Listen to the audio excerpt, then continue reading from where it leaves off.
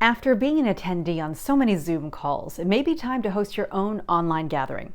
Being the one in the spotlight on Zoom is a very different experience than being a participant, and it takes some preparation for you to get the results you want. How should you prepare for it?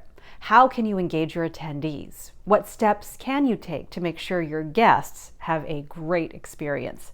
That's what I'll be talking about today, how to host a really valuable virtual event. Thank you so much for watching this video. I'm Cheryl Tan, the founder of Master Video Today, a community that offers training, accountability, and support for video creators of all levels.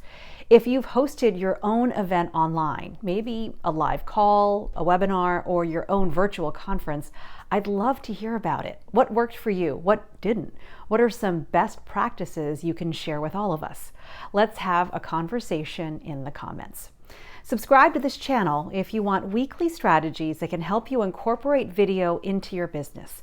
Click the subscribe button and the bell icon, and you won't miss a thing. Thank you in advance. If you want a simple guide that takes you step by step to get started with your equipment setup, your studio design, your lighting, I'll tell you how you can get my Getting Started with Video guide at the end of this video. The first step in creating a valuable virtual experience is to figure out your goals for your event. Is it a webinar designed to get strangers to sign up to work with you? Is it a conference of paying attendees and you're just trying to teach them something while trying to keep them engaged? Is it simply a virtual party to create connection? Or is it a Q&A type call where your students or clients have the chance to ask you questions live? Is it a virtual panel discussion? No matter what type of online gathering you're planning, figure out what the goal is first, because then you'll be more prepared to meet your audience's expectations. Step 2 in this process is to always have an agenda. By that, I mean a list of things you'll be talking about, people who will be speaking, polls you will create, breakout sessions you will conduct. In order. You can call it a rundown of events. You can put your rundown in the notes app of your phone or write it down on a piece of paper. I don't wing events, even if they're just hour-long Q&A sessions. I always have a plan for a live call. It's because I've learned the hard way what happens when you aren't sure what you will say or where you will go. I map out an opening monologue, usually in bullet points, and then I know what I want to start out the meeting with every single time. I also share the rundown with guests so they know what to expect. If it's a 3-hour Zoom call, I let them know what happens in the very beginning. And if it's appropriate, like a 3-day virtual conference, you can give them the agenda a few days in advance. And if you expect them to keep their cameras turned on during the entire call, let them know that ahead of time as well. They would appreciate it. A side note on this, I know many people do Q&A calls, myself included. I let my community know that I want questions submitted ahead of time so I can create a thorough answer. But let's say you have a number of people on the call and still there's silence, no questions, nothing. Have a bank of questions ready that you can answer. So if one doesn't come up live, you have something you can share that will provide value, and the questions should come in after that. Next, create some anticipation for your event. People are signing up for Zoom calls left and right, so be really clear about the benefit they will receive if they attend your event. Will they learn something special? Will they get a certification, a chance to meet other like-minded people, or a chance to get their questions answered live?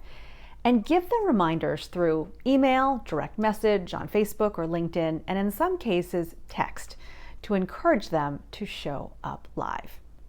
The next step, figure out the tech issues beforehand. When I first started using Zoom, it took me embarrassingly long to figure out how to share a PowerPoint. And I did this during a live webinar. It was pretty rough.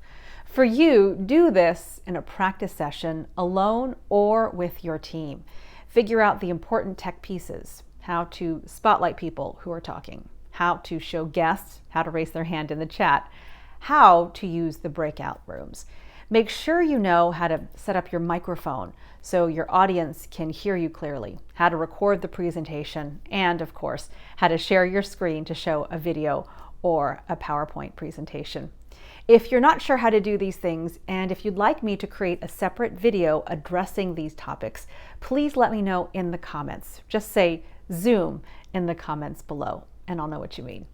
This leads me to the next step.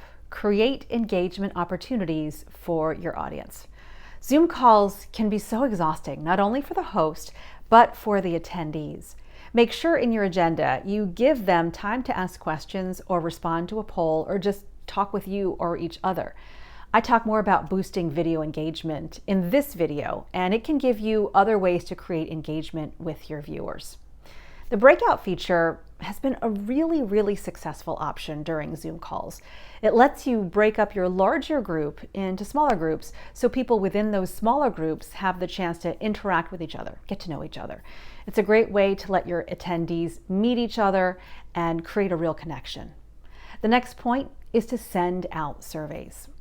Getting feedback is critical to the development of your online programs. The surveys can be simple ones you create with a Google Doc. They can also be questions you ask your guests to answer by replying to an email you sent. Survey questions can be a mix of really general and really specific. For example, what did you like the most out of this event? And put that together with a question like, how valuable were the breakout sessions? Rank them on a scale from 1 to 10.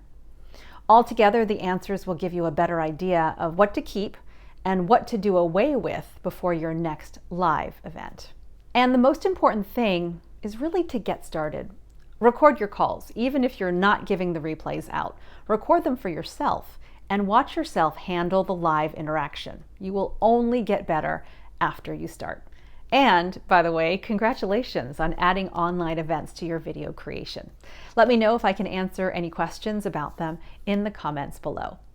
If you need to get a few things in place before your first live event, you can check out my free guide. You can download the Getting Started with Video guide, which you can find in the description below. Now, watch this video next.